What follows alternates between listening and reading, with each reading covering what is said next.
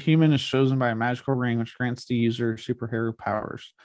Now, Hal Jordan must conjure the will in himself to become Earth's Green Lantern and stop the evil Parallax once and for all. Hello, everyone. I'm Caleb Bouget. I'm Connor Eyzaguirre. Welcome to a new episode of Beyond the Bad.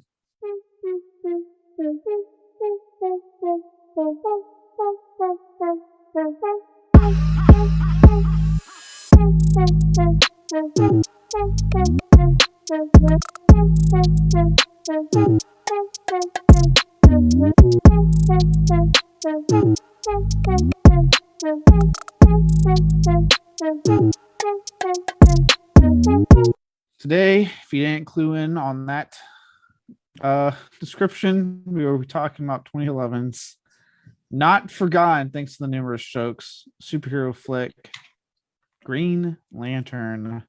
Before DC finally started having a modicum of the success that they're having now and being a little bit more relevant with their movies, and Ryan Reynolds obviously hitting it big with Deadpool, there was this film. This existed. It's been destroyed by critics forgotten but not forgotten. Forgotten but not forgotten. No, they want to act as exist, but it's been part of pop culture almost to mock this film still to this day. We'll get more into that later, but before we do all that good stuff, I'll shoot it to you for the scores. Okay, Green Lantern, the original intended start to the DCEU, but thanks to the bomb, that didn't happen. 26% on Rotten Tomatoes and a 45% audience score. Critics' consensus reads noisy, overproduced, and thinly written. Green Lantern squanders an impressive budget and decades of comics mythology. Yeah, that's fair. $200 million budget, grossed $219 million. So $19 million gross. This was labeled a colossal failure and shelved indefinitely, to the point where we have still not gotten anything connected to Green Lantern apart from a brief bit in Justice League. And two different announced reboots that are eventually happening. The HBO Max show will probably happen before the movie that I don't even know what's going on with the movie anymore. Yeah, it's ridiculous. Yeah. But before we get into all this good stuff, the question I have for you today is, where in the pantheon of superhero, I know you're a big comic guy, does Green Lantern place for you? Like, what do you have any emotional connection to Green Lantern prior to this film coming out? So I grew up with the Justice League cartoon and Justice League Unlimited. And Green Lantern's a big character on that show, but it's the Jon Stewart incarnation of Green Lantern, not Hal Jordan. So not really. I didn't have really any emotional connection to the Hal Jordan version of Green Lantern. So going into this, I was kind of just like, oh, it's just Ryan Reynolds playing Van Wilder for the fifth time. And this time he's in space. So I didn't really have very high expectations here because I didn't know a lot about Hal Jordan. I didn't know a lot of the Green Lantern mythology. But it was still, DC Comics movie, and I wanted to see it. So while I didn't like the movie, I wasn't as emotionally devastated as a lot of Green Lantern fans claim to be. Yeah, they made it quite known online. They're very vocal about how much they hate this film. Yeah, it's like other than the DC animated shows I watched as a kid, I wasn't super invested in Green Lantern. I wasn't oh my, I knew about him as a superhero. He wasn't one of my all-time favorites. So I remember when they announced, it was oh, okay, cool. DC's really trying here with something that isn't Batman. Because this was, at the time, we were still really, from DC, only getting Batman and the occasional superhero film that would usually flop. Yeah, this was in the middle of this was in between The Dark Knight and The Dark Knight Rises. And then there was that Jonah Hex movie a year prior. So it's not like DC was killing it. No. So I just remember thinking oh, okay. I remember seeing when they first announced it, were Ryan Reynolds, I think it was the MTV Movie Awards, where he came out on the stage with the fucking huge ass lantern and announced it. I was yeah, I'm playing. And they showed the trailer. I was oh shit. I remember actually thinking okay, this is pretty good. I like Ryan Reynolds. Even though, yeah, I know he plays Van Wilder, but I like. I, well, now the joke is he plays Deadpool constantly. Um, Yeah. but I mean, since I am a fan of that movie, I am a fan of Van Wilder. I'm a fan of Waiting and a lot of other stuff he did. So I always enjoyed him. So I was like, okay, fuck it, let's give it a chance. And I remember, kind of like you, like I remember watching, kind of going, okay, it's not that great, but like I don't hate it that much.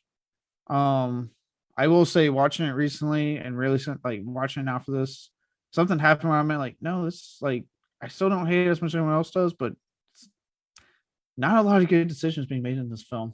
Yeah. Like if I was gonna, like what would you say the base, like a base for a good superhero movie would be? Like not out, not like the Avengers level crazy excitement, unbelievable, like a good one. I'm gonna say Iron Man. So like if that's an A, Green Lantern to me is like a C minus. Like it's serviceable. It's not a horrific watch, but it's not doing anything new. It's not doing anyone any favors, and it's certainly not, doing right by fans. You can just tell. Certain things you can tell, even if you know nothing about the mythology. There's certain times where you're like, oh, fans aren't gonna like that. Yeah, I think one of the biggest things is when you turn your villain into a fucking cloud. They always do that shit. I don't know why. Big space villain. It's like they just don't know what to do. I don't understand that. There's a whole comic that you could just look at and go like, oh, we'll just design him like that and we'll be good. No, they're like, no, let's make him a cloud. People will like that. Yeah. Parallax in the comics is like a cool like space bug made of fear who like possessed Hal Jordan one time and he killed all the Green Lanterns or something like that. Like it was a whole crazy story. They could have done that. Yeah. Well, and this is all time that to me they were still kind of playing stuff safe, right? Like comic films were still playing it safe. Whereas now I feel like they would go with something like that, like things like the Suicide Squad and Thor, Ragnarok, and the wild stuff. Guardians of the Galaxy are also forgetting with those films. To me, has made it to where like they're now more willing to back that kind of version of a Green Lantern. But yeah, let's try that because it's out there. It's different. It's not the standard of what we've been getting for a while. Well, DC now, I feel like after playing second banana to Marvel for so long and having their own version of an MCU just completely collapse, I feel like at this point, they might be starting to realize that they really don't have anything left to lose. So why not start doing weird shit like the Suicide Squad and Black Adam and these movies that, aren't exactly, the original formula. So I like that they're starting to take some risks because they like, like I said, what's the worst that could happen? Justice League tanked. That was the worst that could happen. So here we are. Yeah. And, in a way, I stand by, like, I have liked their approach since they've decided to stop trying to connect everything. Like, it's to me, I've almost consistently liked all the films, probably since Aquaman, minus Wonder Woman 1984. I did not like that one at all. But like everything since Aquaman, I actually like walked away pretty happy with. Like Aquaman, Prey. I know some people really didn't like that one, but I liked it. And obviously the Suicide Squad, Joker. I've enjoyed all these films. The first Shazam, I'm looking forward to the sequel. Like since they've gone with less of a let's connect everything more of a let's just have it. Yeah, it is a universe. It is one universe to make their occasional little reference, but it's all its own little corner and doing its own thing has worked to me tremendously for them. Yeah, I agree. I think they just, not everything needs to be as, perfectly connected as Marvel. And, once you realize that and you start doing your own thing, people are going to flock to your movies too. Yeah. Don't copy. Just do your own thing. Yeah. And I will say I was worried when the Suicide Squad did the box office. I thought, oh shit, I know how WB is and DC is going to scram off. They haven't. They just held fast. They're like, hey, look. They're like, look, between it being an HBO Max release and a theater release at the time of the pandemic, the Delta variant was like just starting to take hold. Obviously, it's a single film that people fucking hated. This is why we're not changing things. We're just going to keep doing what we're doing. And I think it worked out because the audience came. Yeah, I mean, yeah, it didn't do great at the box office, but just look at its reception since then and how much people like it, and the fact that Peacemaker was such a huge fucking hit for them. So, I'm glad that they haven't done what they have done best in the past and be like, oh god, something fell, we need to scramble and try to fucking fix it. It's okay, we had, but for a reason this shit, fluked, whatever. We'll just continue forward. Yeah, except when it's Green Lantern. And in that case, we're going to bury it and just give us a whole bunch of false starts that are probably not going to happen until we get some kind of auteur to get a hold of it. And he'll spend 6 years trying to make his Green Lantern that people might like. I'm really holding out for the HBO Max show. I'm really hoping that, because it seems like they have a lot of their Max shows thanks to Peacemaker and what they're doing with the Batman stuff. So I have hope that maybe that Max show will actually happen, but we'll see. But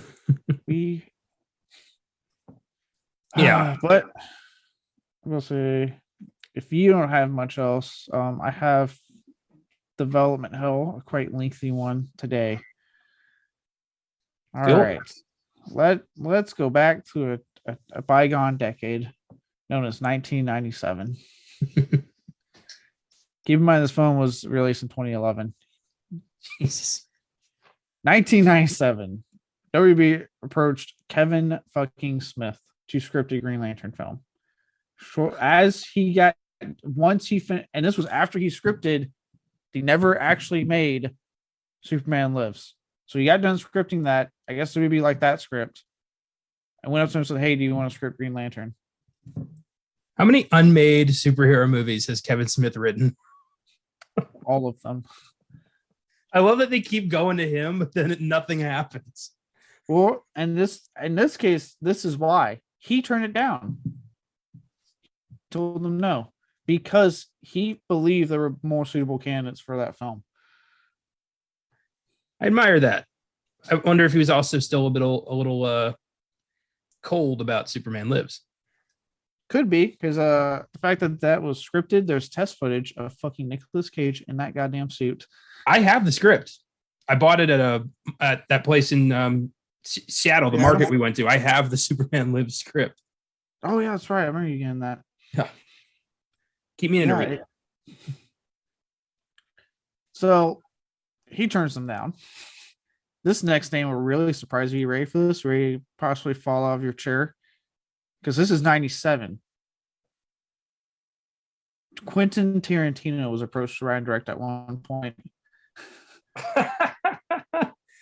Oh my God. John Travolta as Hal Jordan, Uma Thurman as Carol Ferris, Sam Jackson as Sinestro. That would be awesome. Very much R-rated, probably. Yeah, an R-rated, Green Lantern, the Tarantino vibe. I think looking back, if that had happened, it would look absolutely horrendous these days. And it would have probably derailed his career a bit. I don't think it would have worked, but it would have been hilarious. That would have been like the king of bad movie night. Let's put on Green Lantern. Just the thing, like that is like up there when I learned that they approached James Cameron for a Spider-Man film. I'm like, God, what would that have looked like? Like, because that was before Titanic, when he gave a shit about story. God damn it. Well, he gave way too much of a shit about Spider-Man. I was looking into that. He had some weird ass ideas. I'm so glad he didn't get to do Spider-Man. Cameron would have.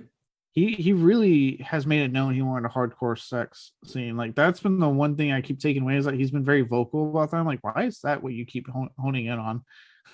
Well, that and like Arnold Schwarzenegger was his pick for Doc Ock, and he was going to have like a catchphrase and a sidekick, and it was so weird. You're telling me we were going to get Doc Ock puns, like Mr. Freeze puns? Well, no, basically just okie dokie. Damn it. I was like, wait, more puns from the man himself? That was the only thing that stayed from Cameron Spider-Man to Raimi Spider-Man was the organic built web shooters inside the body. That's all that stayed. Right. Which is, I learned that a lot of fans, I didn't know, because I was 8, 9 when that film came out. So I just fucking loved the movie as a kid. Didn't think anything of it. Apparently, fans fucking hated that. I found out. I saw a thing recently for Doctor Strange when they're impressed for it. Like Raimi was talking about that and like how fans just fucking hated that and wrote to him all the time. The hills that certain fans choose to die on, I will not understand. Like, did you watch the movie? The movie's awesome, and it doesn't matter. It really does. The littlest thing. Oh my god. If anything, it makes more sense than them having web shooters. I'm gonna say it right now. He got bit by a fucking radioactive spider, got all these powers, and somehow you can't shoot webs out his body. Yeah. Like if anything, it makes more sense that it's organic. I'm just saying. That's who I'm dying on. Come out. And I always got the vibe that like Tom Holland's Spider-Man was way smarter than Tobey Maguire's Spider-Man. Like, yeah, Toby's, he knows some physics off the top of his head, but Holland's like building shit. So same with Garfield. So like, I don't think it really would have meshed well with the character that Raimi created with Maguire's Spider-Man. I don't know. I just don't care. I don't fucking care. Yeah, either way, I like the first 2 films. Yeah. I never gave a shit about like, oh my God, his web shooters aren't there. How is this movie going to be any good? Right. And it gave us one of the better jokes in No Way Home when they were asking him about it. Yeah. Did it come out of just your hands or other places? I'm still in awe that we actually got the movie we got with No Way Home. Like every day I'm like, it happened and it was amazing.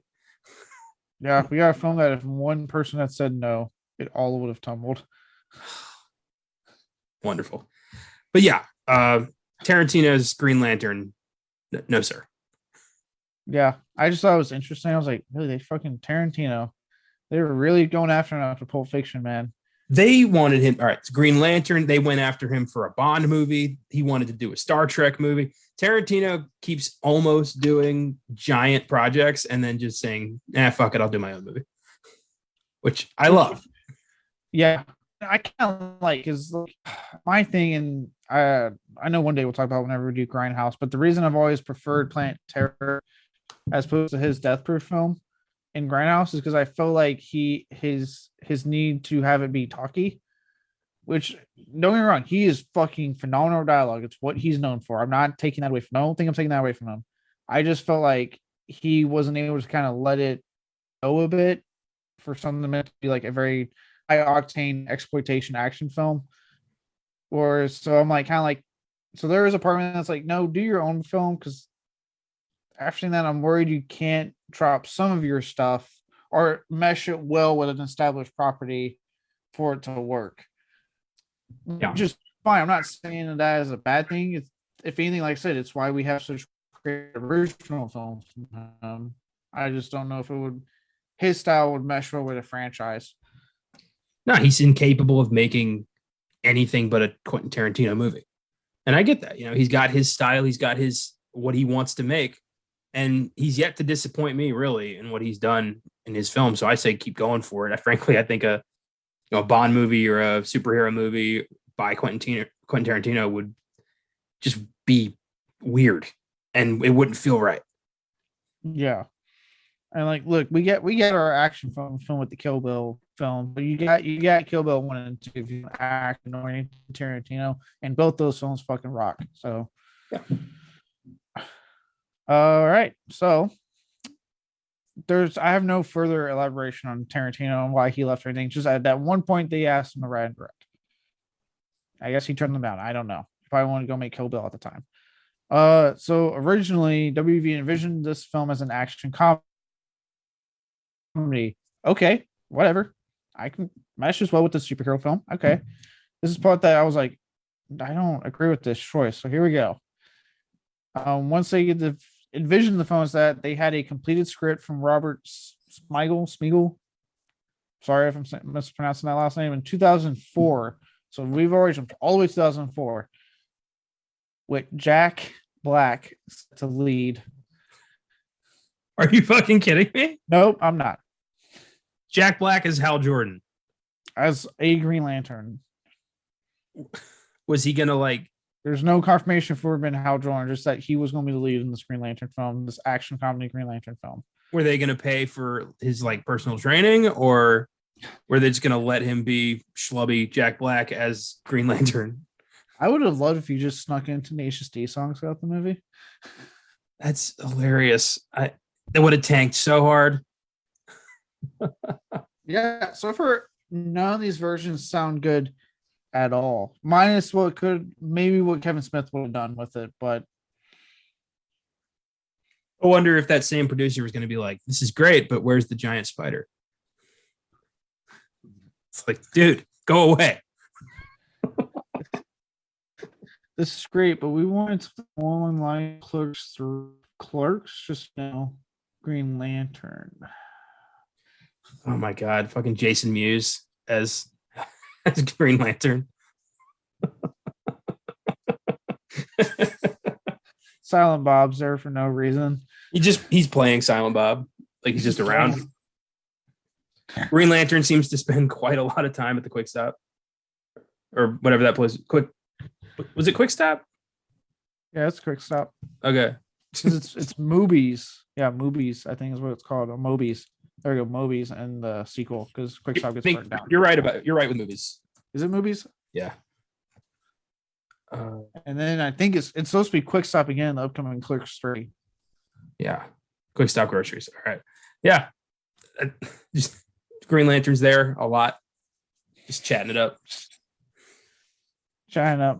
all the time. I wish in his Green Lantern it actually is Jay who gets chosen by the Ring, like that character. I'd watch that movie every day. Oh my god, yes. Especially because that was that time when he was really only doing R-rated comedies also. So like, would he have been able to be like, oh, I can make this PG-13? Fuck that. No. What was that, 97? So that would have been between Chasing Amy and Dogma? Yeah. No. God. Well, this one with Jack Black, for once in the rare case that they did the right thing, they listened to the fan reaction on the internet and scrapped it because they didn't exactly get the best reaction with that announcement. Unreal, man. That was even considered. Would it kill one of these executives to open just one comic book? Yes, it would. Get the vibe. It's their kryptonite. They have to do. Look, they don't want to do homework. They just want a movie. I don't think they even fucking know what kryptonite means. I mean, look, Adam Green loves to talk about how he got that note when he was at one point scripting a Aquaman movie, and a note from the producer said, "Great script. Can you get rid of the water?" Love it. My favorite one to date is the Gremlins executive who told Steven Spielberg this movie has too many gremlins. And he told the guy, well, I could get rid of all of them, just call the movie Humans. And the guy's like, all right, I get it. Well, if I had the power at that time to do that, like, yeah, well, we can take it out, and then they're not in the movie at all, and then it's not a Gremlins movie. What the fuck are you talking about? There's few things on earth as absolutely fucking stupid as a film executive, as a producer. Yes. And I'm not, and look, I'll say, yes, there's good ones out there. I think Jason Blum for Blumhouse is a great producer, especially I've seen him on Joe Bob. Like, the guy actually lets his fucking writers, lets his directors do their goddamn movie. He leaves them alone. He just pays them, gives them the money for the movie, and leaves them alone. Lets them do their thing. Jason Blum and Kevin Feige are great. Everyone else go fuck themselves. Yeah. And then the only time those good ones is if they have actually worked. Like, I know James Wan produces a lot of stuff, and I'm sure he's great, but he is also a working director, so he knows what it's like. Yeah, if they've actually done their time, if they've been, actors, directors, screenwriters, then they get to produce. Yeah, they're awesome. They're usually pretty hands off, or if they are hands on, they actually have good advice. I'm talking the people who, went to business school and then were hired by fucking Miramax because they knew somebody's dad, and now they're just calling the shots. Those people can go fuck themselves. Yeah, and those are the ones saying dumb shit, like when the Universal monster reboot was first happening with that shitty mummy film, and then they literally made the comment, a company that got famous, latest shown by the way, from the Universal monster movies that are classic horror films, said on a fucking interview, all the films we are doing will not be horror because horror doesn't make money at the box office. Then you wonder why that version of the reboot didn't fucking happen. It's almost like dumbass action movies don't make money at the box office. Yeah, and then when you piss off horror fans and say something like that, they go like, "Well, we're really not seeing your movie now." Speaking of, bad, didn't you say that? I heard they're bulldozing the Universal Monsters Cafe at Universal Studios Orlando. Yes, I read that. They're nixing any ties they've got to the monster movies, which blows. Yep, makes me sad. Wonder if it was that executive who's like, gut it because it's not making money. I will get rid of these goddamn monsters. Let's see. What was I on here? Oh, okay. So this, the project would go dead not for too long, because Batman Begins would come out and become a huge hit and kickstart the Dark Knight trilogy.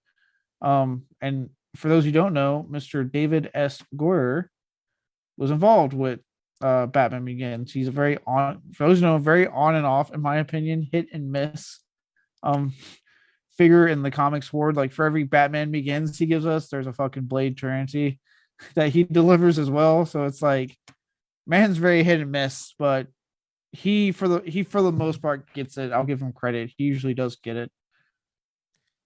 Yeah, I agree, but I wonder how much of that is everybody else's input. This is true too. I wonder if like the bad ones are more of like a studio issue where his hands were tied. His Blade Trinity, written and directed by David S. Goyer. So that was all him. So I don't know. Yeah, well, either way, with that, he's involved with that. So WB, happy with the release of Batman Begins, approaches David S. Goyer with the offer to, like Blade Trinity, write and direct. Get this part. Either a Green Lantern or Flash film. I guess they thought if we offer one of the two, he'll take Green Lantern and we'll be good finally. Goyer didn't fall for it. He's like, well, I want to do a Flash film. Pick one of these options behind my back. No. Pick the other one. Good job. Like, what the fuck? Yeah, I don't know what they're like, how they thought this was going to work. Like, if we give him two options, guys, we've been trying to get the Green Lantern off on. He'll obviously want to go for that. It's the much more. Who wants to see a Flash movie? Why'd they even give him options? Why didn't they just say like, "Hey, do you want to make a Green Lantern movie?" Like, why'd they try to trap him? I don't know. They tried to trap just for it to blow up in their face when his main answer was like, "Oh yeah, I want to direct a Flash film." Like, sorry, well, I would love for like that producer that had the idea, thinking it was such a great idea to see his face drop as soon as like David S. Goyer said. I'd love if the executive was like so committed to, like, he refused to admit he was wrong. So he's just like, "Oh, okay. Well, here's the budget. Get started," and just made the Flash movie. And everyone was like, "Dude, what are you doing?" He's like, trust me. We're going to your Green Lantern movie, I promise, but we should hit this Flash film first. Damn. I really thought we had him hook, line, and sinker. How many movies that we've seen came about from just dumbass decisions like this? You ever think about that? Like, how many movies you're watching were like, was this concepted on a dare? Like, was this somebody's passion project? Was this just like an idea some executive had and was like, "We're making this movie now"?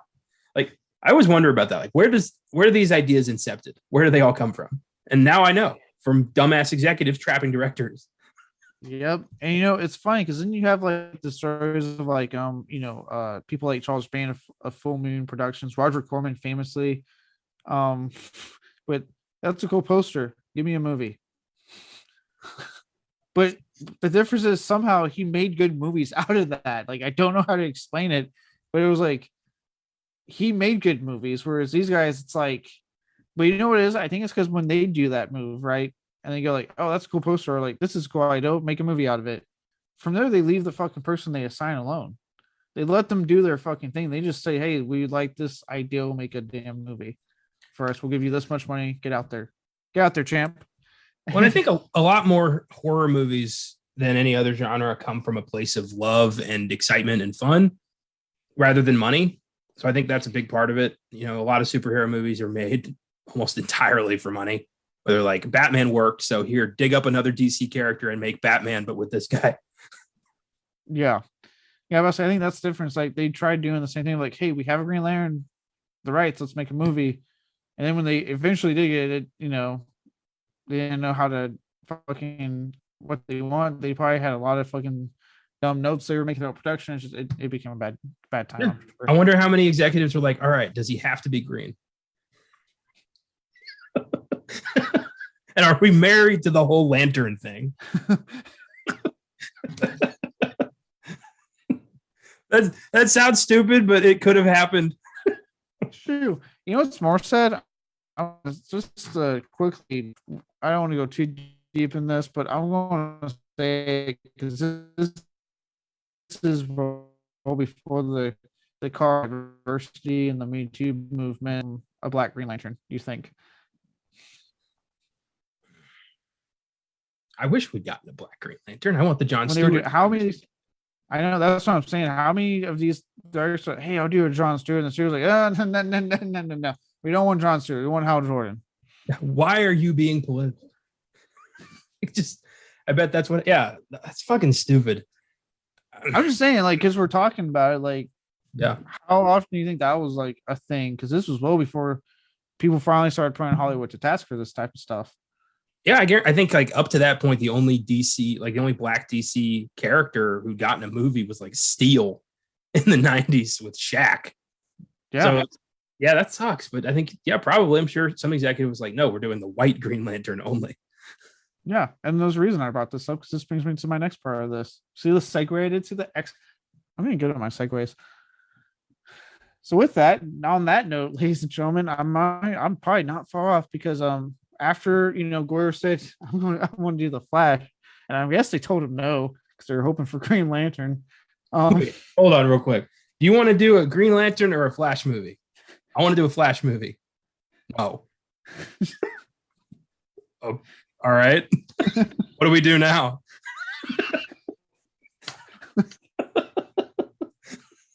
Unreal, man. I mean, we never got the Flash movie. Like we didn't. It still hasn't come out yet.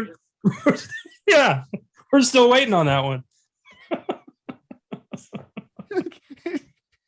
So like they had to tell them no. They said something that never fucking happened. After that, though, actor writer Corey Reynolds picked WB an idea for a trilogy with himself starring as well as writing it under the title as his favorite Green Lantern, John Stewart.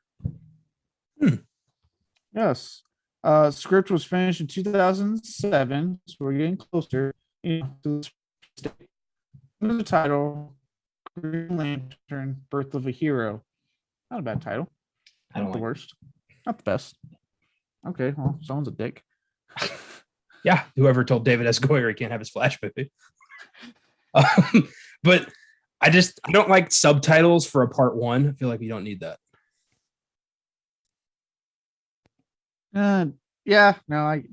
They can just call it Green Lantern and be fine. Does the Raid Redemption ring any bells? Moving on. Shut your whore mouth. Look, it was just called the Raid when it came out, but then they were like, "Oh, it's American audiences can't just accept the Raid as a title. What does that even mean? We have to give it something." I'm like, "No, you don't. We don't care. We don't fucking care." I'm picturing like a screening for Americans, and some guys like, "What's a raid? Is this about bug spray? Like, right? Is somebody being redeemed here? I don't know." Same guy, when they slap on redemption later, he goes, as he's saying, he goes, "I get it. They're redeeming the brother relationship." Oh my God. I don't like it though. They're not speaking English. I don't like this. It's fine. We'll just remake it with Michael Bay for Netflix. God, it makes me so mad that his name's attached to a fucking American remake that doesn't on goddamn Netflix, who is already having issues. I'm saying Netflix, Get your shit together before you try to attempt a Raid remake. I just heard you laid off 150 employees. You canceled 4 more animated shows. I do not understand why, like, of the budget cuts Netflix is making, they're like, all the animation has to go. Like, what the fuck? I feel like we're starting to witness the blockbusterification of Netflix. Yep. It's looking like I'm about to save like $20 a month. Where am I going to get all these DVDs in the mail? You know what? I'll say it. I'm starting to go down that route of like, it doesn't bother me if I don't get the DVDs in the mail, because I still have a movie that I got from them months ago that I have yet to put in my fucking Blu-ray player. So I just end up streaming something instead. I'll tell you this: if the company goes down, will I still have those? I'm not mailing back shit. Oh yeah, I'm keeping Hunter x Hunter at this point. Yeah, I'm keeping Texas Chainsaw 3 and Dark Waters. Those belong to me now. You Netflix, you don't care about your physical releases anyway. All right, but get this. WB liked this script, said 2010 release date. So okay, sweet. Finally happening. We're gonna get a Jon Stewart. Everything's right on board. Hollywood's being diverse, sweet, awesome. Maybe we're on to something here. You're wrong. You're so wrong. Because without warning, no reason given, the studio abandoned the fucking concept, had Greg Berlanti sign on in October 2007. So the same year the script was originally finished. And Berlanti had signed on to direct and co-write with Michael Green and Mark Guggenheim. Those Berlanti and Guggenheim might ring a bell for a lot of you comic DC nerds as some of the masterminds behind the almost now getting destroyed Arrowverse. Also getting destroyed by WB as we speak. But I think one of them is actually attached to the HBO Max show. I forget who. I think Berlanti, one of them got fired for sexual harassment. One of the dudes off The Flash. I don't remember what it was. I don't think it was Berlanti. I think it was Guggenheim was the sexual harassment. I think Berlanti stayed. Yeah. He's been kind of like the mastermind of like DC. Because I know he's been like actually a fan favorite to be their Kevin Feige like person, because he's a big DC nerd. He understands DC. So there's a fan push to get him to actually kind of be in charge and shepherd everything, but it obviously hasn't happened. I don't think he wants to do that. I know I was looking forward to seeing, Peacemaker and Batman have like a hallway heart to heart before they go take on, I don't know, fucking. You realize that's probably more. You realize it's more part of the CW than him. I feel like that's CW being like, we need this a certain way. Still part of the show. It's become a crucial part of all the shows. So, not Superman and Lois. I wouldn't know. I gave up. But again, that one, I think they are actively now against CW. I think the shows are against CW. They're like, no, we are not doing it this way anymore. I'm a Riverdale fan. No, I'm not. No, you're not. I was like, I don't think anyone is. That has like some of the lowest ratings on the channel, apparently. I don't know how it's still going. I don't know who would read the Archie comics and think this needs to be a gritty murder mystery in a high school. I heard like a lot of CW shows, like a lot of people like the first 2 seasons, and then there's just like, yep, and it kept getting renewed. Yep, that's Supernatural. Again, the only show to ever escape that. Yes, and hopefully Winchester doesn't break it for them. Hopefully. Yeah, I hope that stays independent. Anyway, Berlanti. Yeah. I bet we all know the reason that Corey Reynolds Green Lantern got scrapped, but nobody's saying it. That's why I asked you. Why I brought up this scenario of this being pre-Me Too, there's no real name for like Hollywood getting caught out for the diversity thing. There's no like catchy name to it, but it's all before all this stuff. So that's why I brought it up. We could keep it in line with DC and call it Blackgate. God. Well, God damn it. It's a prison and also something else. I'm just picturing some executive, like they were getting ready to like start production, and he opens a comic book that landed on his desk somehow, and he's like, wait a minute, he's black? And then the next day, production halted. Just, whoa. Let's all calm down here. When you said Jon Stewart, I thought you meant the guy from The Daily Show. I love that guy. Here, I didn't bother to click on his name, but I'm going to see if Corey Reynolds, I'm assuming he is a black actor. He is. I looked him up already. Wow, thanks for saying something. I assumed you knew. No, I just assumed he was because he wanted to do the Jon Stewart. I was like, well, he's going to be black, so that would be weird. That would be incredible. He was going to star, so I'm like, well, he's probably black. Yeah, but that's what I'm getting at. Like, if that was the case, what were they thinking the whole time Corey Reynolds wanted to star as Jon Stewart? What were they thinking? Like, they probably thought like, oh, he's going to play the sidekick or something. Nobody thought past that. They're like, oh, he's clearly the representative of the guy who's going to play our Green Lantern. Can't wait to meet him. Oh, these fucking assholes. Oh, yep. It's yeah. So I am sure that's why I brought it up. It had everything. I am going to say it right now because of the time. It probably had everything to the fact that it was a black Green Lantern. They were like, no. Just like females, they don't want that. Audiences don't want that.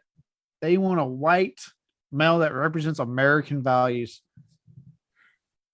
Yep, that's the argument. That is literally like the mindset they had.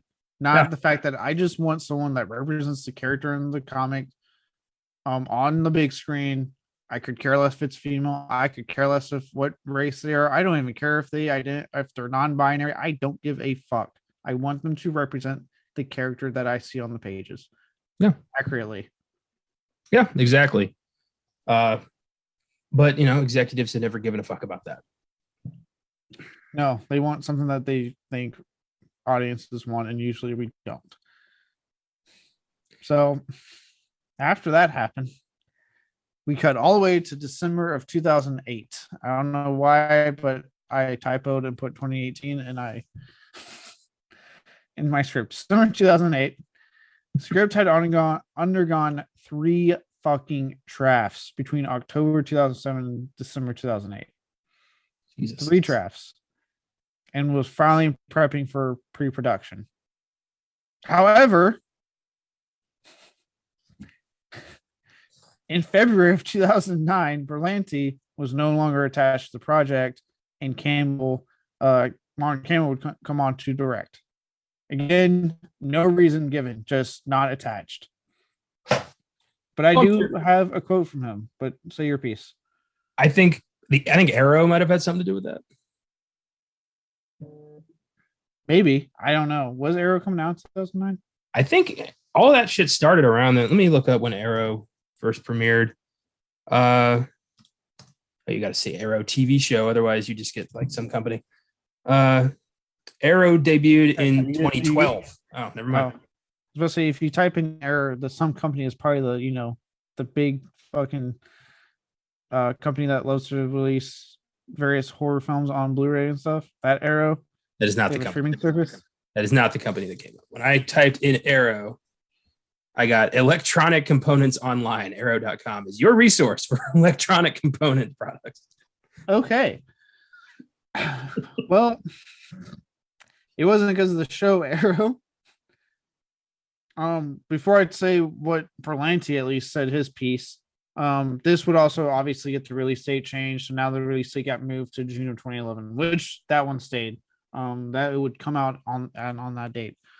But as for what Berlanti would say in 2016, so years after this happened, Berlanti confirmed he was fired, actually,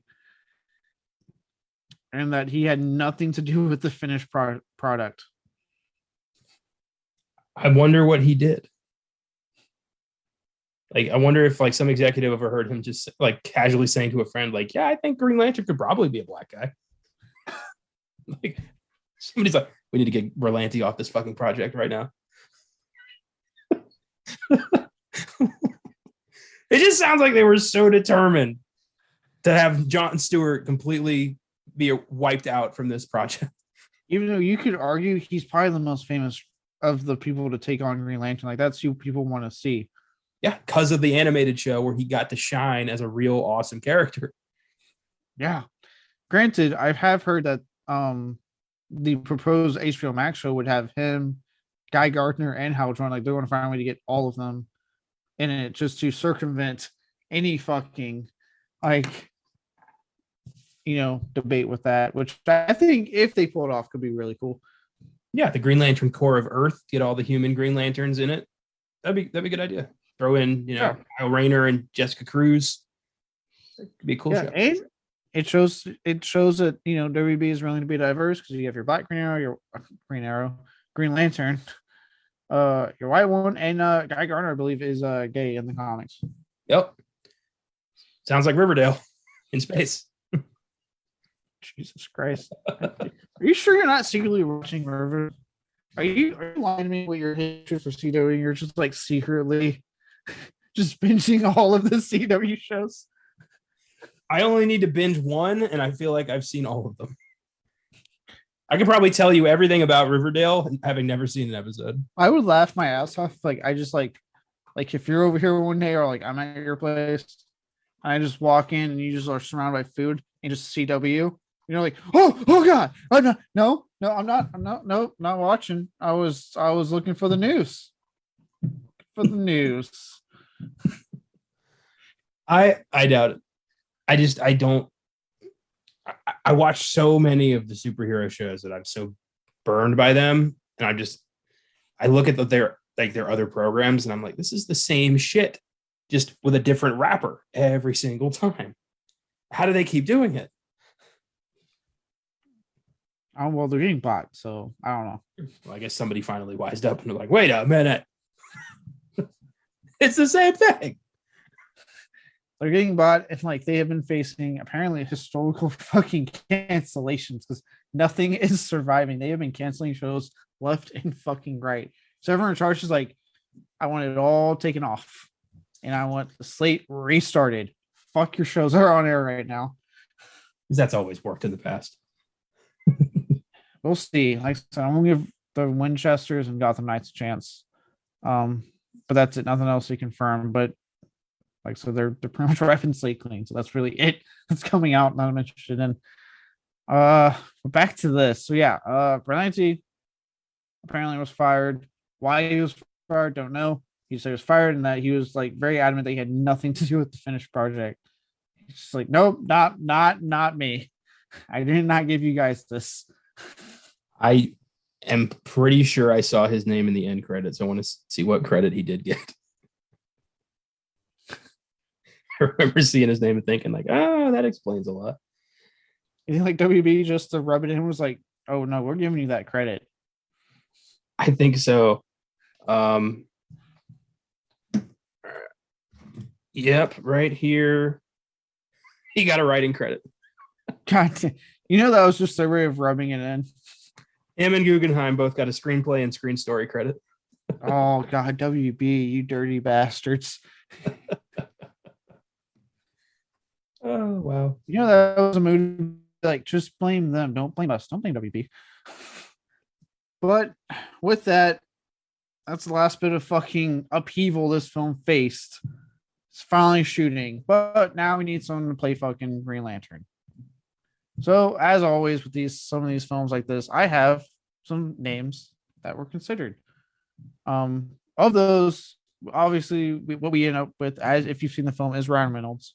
He was actually one of the top choices in the list of people must say. So I'll leave his name out of the top choices, but he was one of the top choices, and he obviously got it. The three other names I got from that list were Bradley Cooper. Yeah. He would have been great. I would have been down because this is after The Hangover, right? So this is like right after The Hangover, yeah. Yeah, people know who Bradley Cooper is now at this point. Let's see how you feel about this one. JT, Justin Timberlake. He's a pretty good actor. You know what? Actually, I would be on board for that. Yeah, if you're going for the Hal Jordan, you probably could pull it off. This is right after The Social Network. So he definitely had it. But I can see why, fans probably would have been like, no, boy band. So not in sync. There's a reason he is the most famous out in state, guys. All right, you give JT so much respect. He brings sexy back. And finally, Yeah, all you people could just cry me a river.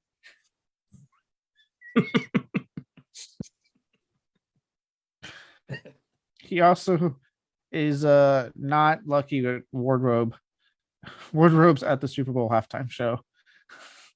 I don't blame him on that. I don't. I'm saying he has unfortunately proven to not have luck with wardrobes working how they should. Well, we've all got our weaknesses. And this last one, are you ready for this? A man that has been attached to many a failed superhero film. Not Vin Diesel, is it? I wish I was saying that, but no. And don't you dare. I read the fucking thing on the Reddit thing finally. I looked at the god. Fuck you, Vin Diesel. Fuck you. Just make the goddamn movie. You fat piece of shit. Well, that's 2 shows. Now we just got to get that rant on an Oscar Sunday and a sneak preview, and we'll have it all covered. If there's, I'll do it. I'll rant on all 4.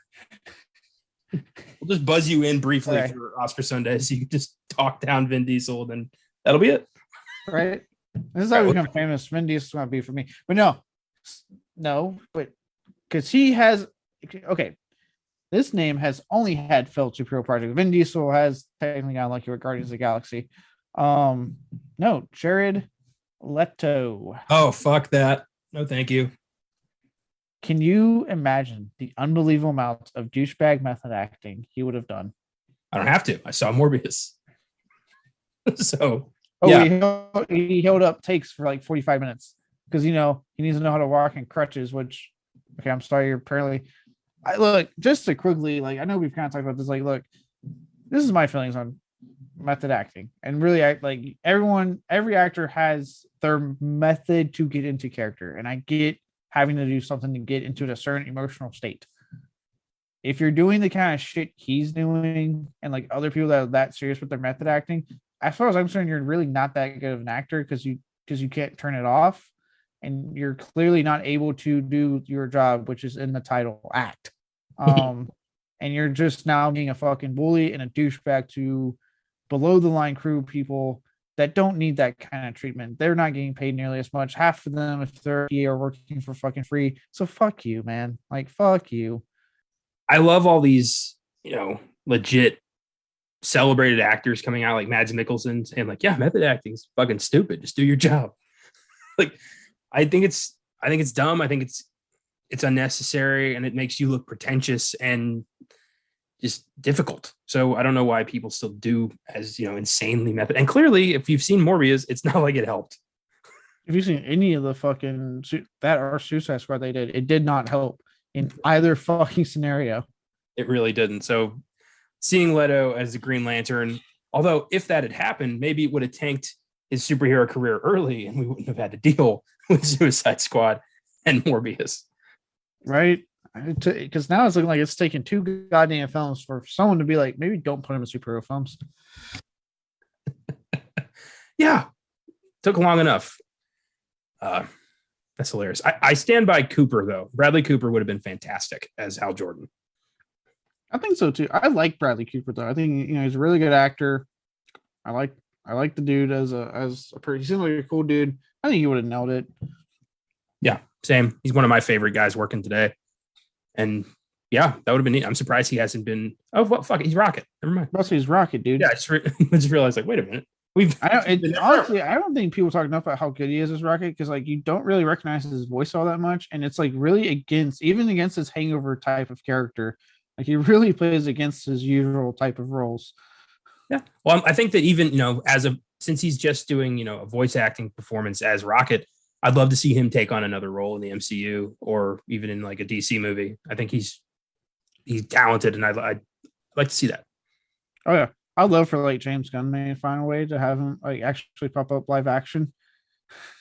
Dude, for the next Suicide Squad, he should be I don't know, fuck it, make him Green Lantern now. Oh, DC. But yeah, and then yeah, I think Justice League would have been fine. I think especially because like I don't think he's had a weird film career where he had like a lot of people noticed. I felt like with Social Network went like, oh okay, this guy can really he's more than just in sync. And I don't like full disclosure, I definitely listened to Sync when I was a kid before I really got into music. So like I knew who Justin Timberlake was. Yeah, obviously, he's obviously proven to be the most talented of them with NSYNC and his solo career and acting. Like I don't mean that in any disrespect to the other guys and whatever they're doing with their lives. Just obviously you can look at his career and go like, yeah, that guy had something. You know what I mean?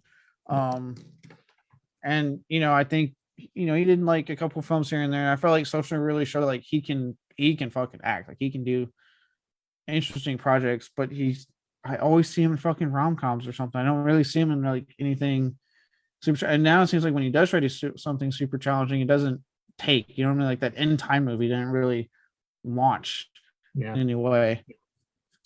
He's good. He's no Joey Fatone, but he's good. He's so Joey Fatone. Like how Joey just keeps popping up on Impractical Jokers. I've heard that like there's a fan outcry for him to be like the new fourth guy. I was actually surprised they didn't try to do that.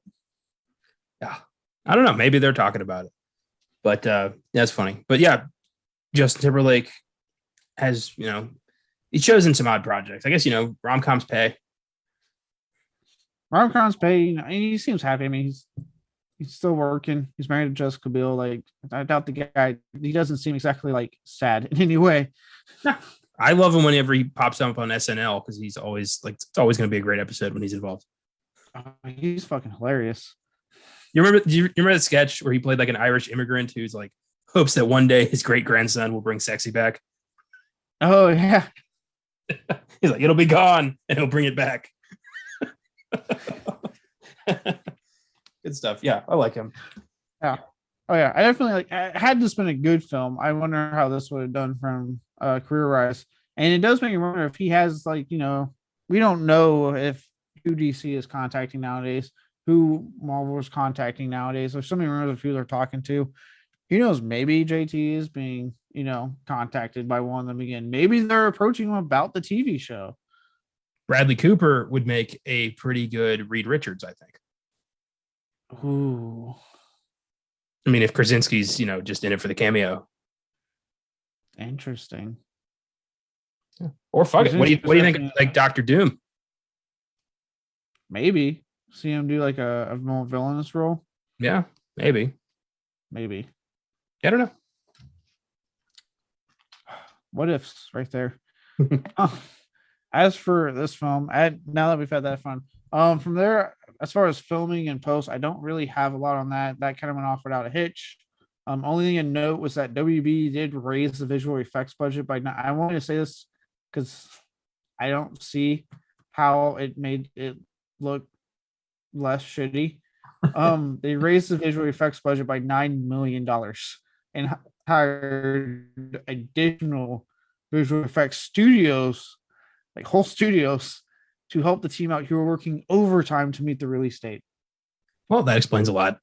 About that $9 million just went into Peter Sarsgaard's testicle forehead. Because I don't see where else it went. This is some of the most lousy CGI I've ever seen. It's like I don't know where else it went and what the other teams that they brought on did. I don't know. Maybe they helped make Tim Robbins look enthusiastic about this. They did a good job making his hair look like coloring his hair so he looked younger. He is so much better than this. Why is he here? Him and Angela Bassett, like you didn't need to do this. Almost all of the cast, actually. Almost every member of this cast. Yeah, Jeffrey Rush is here. Michael Clark Duncan's here. Clancy fucking Brown. Unbelievable. Everyone got squandered. What script were they handed? This felt like you'll get your lines on the day kind of production. I got a little something on that. Yeah. But we'll get to that. Before I get to some more quotes that I have from our star and director. All I got left on this is with that, right? Like I said, this film I put as I have it here, this would all be for naught.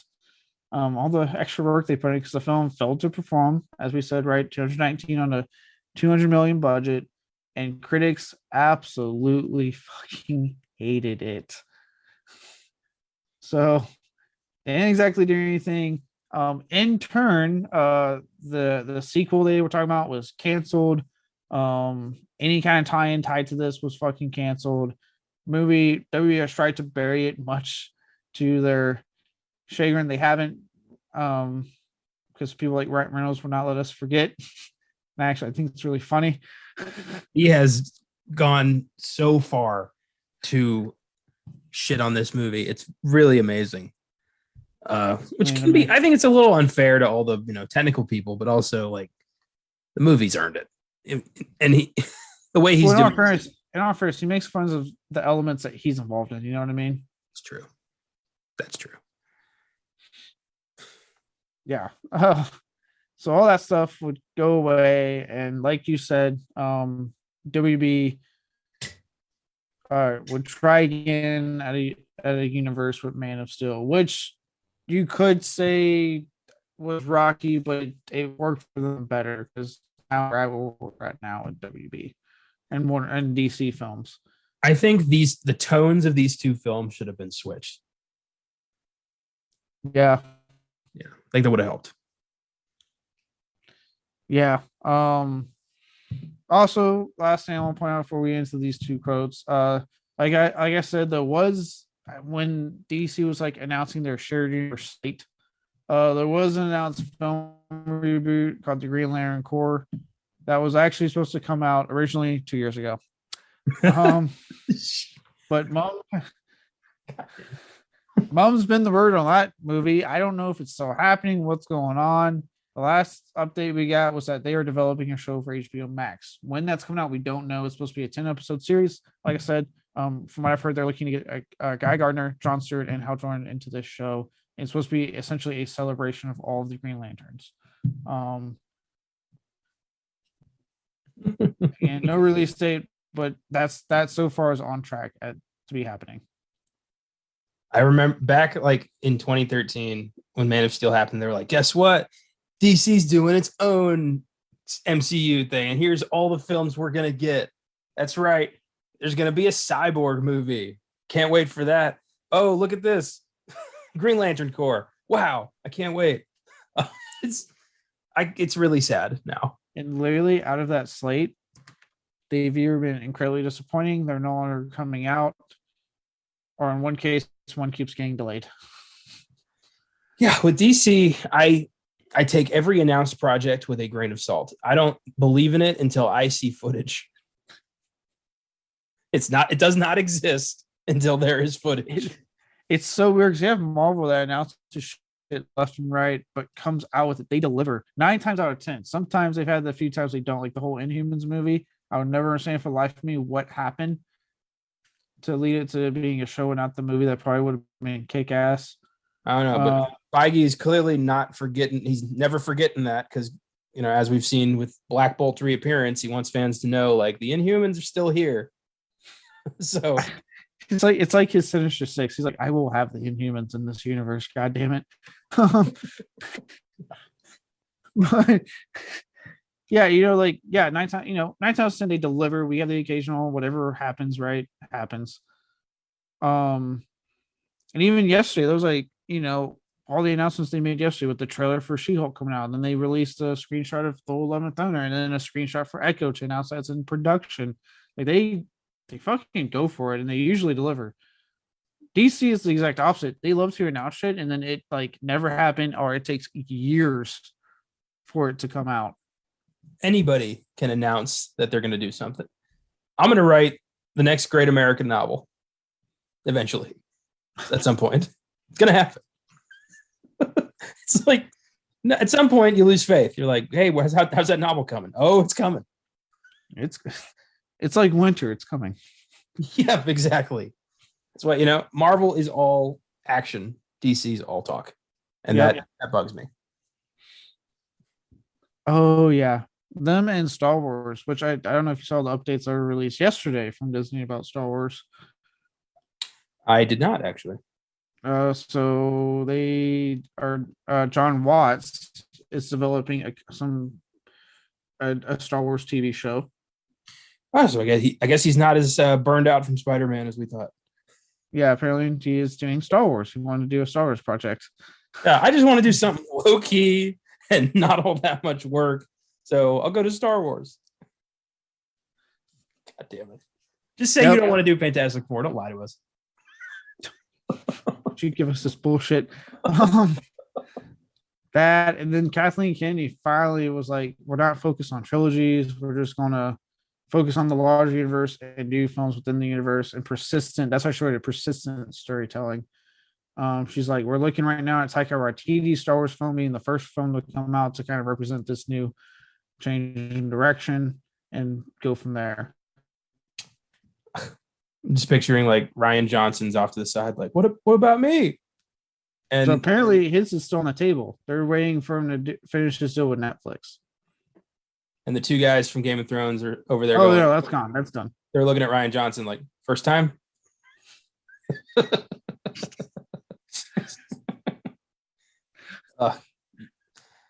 Yeah, well, at least they're, doing stuff. And with Star Wars, I want what I want. I want from that what I want from anything, which is good storytelling, good actors, and something that somebody actually cared about. Yeah, I will say the approach to stop having everything be a trilogy. Like, I don't know why they thought like it's Star Wars, it has to be a trilogy. Just make a goddamn movie. It does not need to be some trilogy every single time. Rogue One wasn't a trilogy. People loved that. Solo wasn't a trilogy, and they didn't love it, but some people saw it. I saw it. I didn't love it. I thought it was okay. I liked it. I liked it more than I liked episode 8 and 9. This is also true. All right. The quotes are, I didn't pull the quotes, but I paraphrased what they said. Got the gist of what they said. So again, in 2016, Ryan Reynolds was quoted as saying that filming was frustrating and a classic case of a studio not having a script or even an idea of what they want, but let's start shooting anyway. What a shock. Reynolds coming clean, saying this is how it was. Frustrating experience. They clearly didn't know what the fuck they wanted to do, and yet we were shooting a film. I do love when actors get to be candid and they're not doing that press junket shit of like, oh, it was a memorable experience and I enjoyed working with them. I love when they're like, yeah, no one knew what the fuck they were doing. We didn't have script. It was terrible. No wonder the movie sucked. I wish more people did that. Right? I like how he just never else be like, well, at least I found my wife. That's the mother to my kids. Just no, the filming sucked. Fuck this movie. I didn't enjoy anything about this movie. Get in the car, Blake. I love the kids more. Have you seen their Instagram? Like they must be a fucking great couple because they're hilarious with each other. Yeah, they have. I saw something with like she was at, I think it was the Met Gala when she showed up and in her dress, and he was like, oh, like he did like a Looney Tunes style, like, oh, she's hot kind of look on his face. Yeah, they look happy. So I'm glad at the very least they found love from this production. But also, I think you got to voice, people should be able to voice their opinions on working on a shit movie, because you can't fix what's broken if you don't admit anything's broken. Like, you need to, understand what went wrong so you don't do it again. Yeah, which is probably why I think in a way I'm so happy I would say in Ryan Reynolds' case, he learned his lesson because of how he approached getting Deadpool made, which was, this is the ideal, this is the script, this is what we're fucking doing, I will not budge.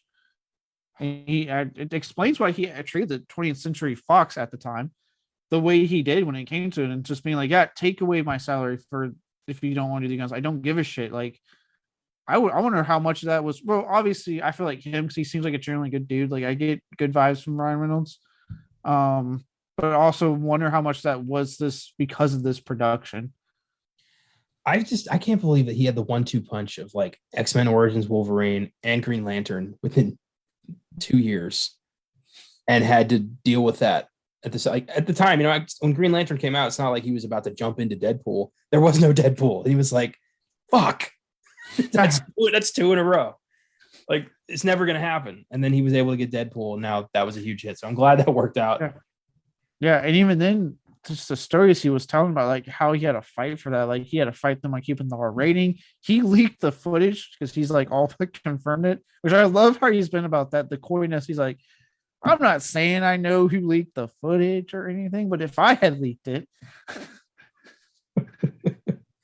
I'm glad. Like it's crazy the story that thing had. I know, like when X-Men Origins Wolverine came out, like he didn't want to do it that way, but they blackmailed him. They're like, you either do it this way or we're cutting the character. Like, fuck, what do you do in that case? I mean, yeah, just for him to turn around and be like, you know what, fuck you, I'm doing it my way. And like, because like I said, he got the footage leak. He fought to make the film rated R with them. Like apparently, I heard he fought hard with them. And then when it came to the reason for everyone was wrong, I was like, oh, what was his magical gun bag in the first movie? That was because of the budget. Apparently, the script had it in there. They said, hey, at the last minute, I guess to try to derail, and they said, hey, we're slashing your budget in half without fucking warning. And he said, all right, I guess we're counting the guns out, no problem. And he goes, also, I think the other thing they were trying to do was like, what's going to be expensive? And his response was, then cut my salary. I don't give a shit. Like he literally just every step where he was like, I don't care what you do. I'm making this fucking movie. And I just love that at the end of the day, he proved them fucking right. It became the highest grossing R-rated superhero film and set the standard. Because after that, we got fucking Logan and Deadpool 2. We got a lot of promised ones. Like there's going to be an R-rated Spawn at some point, I'm sure. That has a lot to do apparently with Todd McFarlane's not playing ball with Blumhouse. Now, that's a case, and it's a case of not even like the studios being difficult. He's being difficult. He's being his own worst enemy with the movie. So he's actually derailing the movie himself. Jamie Foxx is going to get tired of this. He's going to leave. Yep. So from my understanding, from inside reports I've read off sites like Blaze Discussing and stuff, for once, it's not the case with the studio. Studio's been very much like, hey man, when are you going to have the script? When are we getting ready to shoot? Like, we want to do this for you. Like, what's going on? And he is apparently the reason it's being derailed. He is his own fucking producer, his own worst enemy in this case. Well, still, no Deadpool, no Joker, no The Suicide Squad, no Peacemaker. Like that was a trailblazer, Deadpool. Yeah. So thank God. I was forgetting all that other stuff. I was like, there wasn't really I remember at the wake of it, we got Logan happen, and then Deadpool 2 obviously happened, but then like we got a lot of promise shit and nothing. Marvel's been more reluctant to go R, but DC was like, fuck it. What if, like I said, what have we got to lose? Do it. Well, and then again, kind of proving how much it left an impact in cinema. The fact that Kevin Feige was like, hey, Deadpool 3, not only is it happening, we are developing it. It will be rated R. No one worry. It's being rated R. Disney's cool with it. We're not changing that. Like, fuck yeah. Like, you know what I mean? So, like I said, I'm glad I'm it sucks that, Ryan Reynolds had to do these, got stuck with two really shit superhero films, but, thank God he stuck to his guns. 3, Blade Trinity. Okay, 3 shitty superhero films. God. But thank God he stuck to his guns, toughed it out, and because of it, we now have Deadpool. And it's a hell of a career resurgence because of it too. He kept trying. He really kept trying. He's like, one day, I'm gonna get one. I'm going to do this. That's fantastic. Well, now for the director, Martin Campbell. You're probably thinking, isn't this the same guy who did Royale, that really kick-ass James Bond movie? Yes, it is. You are correct. And yet he also did this film, and apparently the really Liam Neeson film from this year. So what you're saying is it's kind of a coin flip with this guy. Yes. In 2021, actually, not too long ago, last year, he went on record to say he didn't have directed the film, and he took responsibility for the film not working. He elaborated by comparing how to get ready for Royale. He watched all of the Bond films before directing it because he was actually a big Bond fan and wanted to do it. And that superhero films were never his cup of tea, in his words. Why did he do it? Like, I don't even like this, but I guess I'll make it. Like, that's stupid. It's like Paul Feig with Ghostbusters. Like, I didn't like Ghostbusters, so I guess I'll make Ghostbusters. I hate when people do that. If you don't like it, fuck off. Yeah, I don't understand. Like, we're not suffering anything if you don't make a movie. You're not going to have your heart in, because all we get is a film that has no heart. Yeah, God, man, that sucks. Explains why GoldenEye and Casino Royale both kicked ass, because he was a Bond fan who made really good Bond movies. Yeah, unreal, man. I'll give him this much. I appreciate him taking ability. You don't hear that a lot. It's always like, well, no, it's their fault it didn't work. It's their fault it didn't work. He's just like, hey, look, I fucked up. I shouldn't have taken it, and I did it wrong. It's my fault that this happened, and we haven't had a Green Lantern product since. The Joel Schumacher approach. DC has to do this a lot. Yeah, they do. But what I like about Schumacher, I think I like Schumacher more because Schumacher has been like, look, this is what I did that didn't work. I didn't do that or shit though. Some of that was DC. I love that he's like, I own up to what I did. I'm not owning up to the whole goddamn thing though. The nipples, my bad. The tone, not my fault. I get that. Yeah. Shit. Yeah. Hey, I did wrong, but fuck those guys. All right. A lot of blame to go around here. I'm just saying, some of us had some bad ideals. They weren't all by me. That's all I'm saying. I love seeing Arnold Schwarzenegger's like thoughts on Batman and Robin. He's like, yeah, I had a great time. I got paid to be blue and smoke frozen cigars and wear bunny slippers. I had a wonderful time. And just say puns the whole time. Yeah, I didn't have to memorize anything. That's all dumb shit I learned on the day. I had a blast. God damn it, Schwarzenegger. You know what? He understood the assignment. I do get a laugh out of everything he says.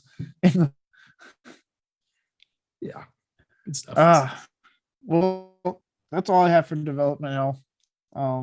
As you saw, like, it seems to be a thing with most superhero films. Long road to release. And I feel like this really sheds a light on why we got the final product. We have a film that clearly the studio is determined to make, regardless of any actual idea on a story, a good candidate for the job, which led to like Reynolds was saying, a very frustrating film experience because no one knew what the fuck was going on with the story or the script or anything. They just were shooting material, and you had a director that his heart wasn't in it. Yeah, that's how you make a shit movie. That's the formula right there. That's the recipe. Yeah. Makes me wonder what would happen if, maybe WB just let fucking Berlanti make the goddamn film, since he seemed like he was willing to make an accurate Green Lantern movie. We'll never know.